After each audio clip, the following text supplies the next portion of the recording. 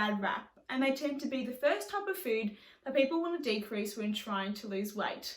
So let's talk a little bit more about them and find out whether it actually is necessary to decrease them in your diet.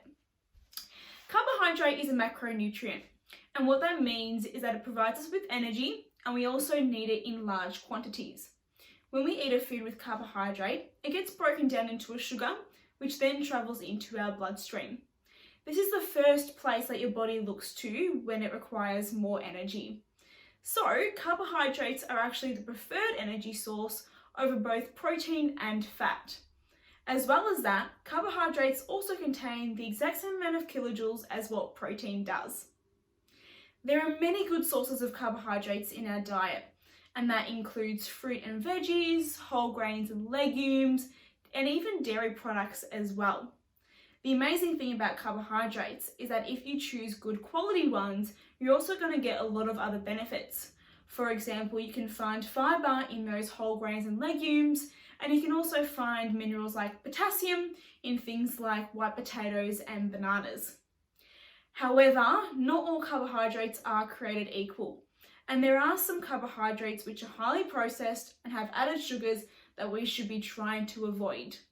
Those sorts of foods would be your white breads and pasta, lollies, sweets, and any foods that have added sugars in them as well. Overall, it's really important to know that carbohydrates are essential in our diets. However, generally Australians need to think about how they can decrease their intake of those not so good carbohydrates and instead replace them with those ones that I mentioned first off. So, some tips to do that could be replacing your white bread and pasta for wholemeal or whole grain varieties, and that would be the same for things like white crackers as well.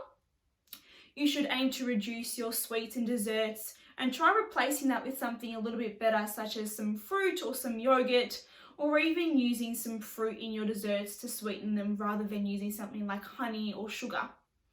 The other thing you could do is decrease your intake of drinks that have added sugars in them.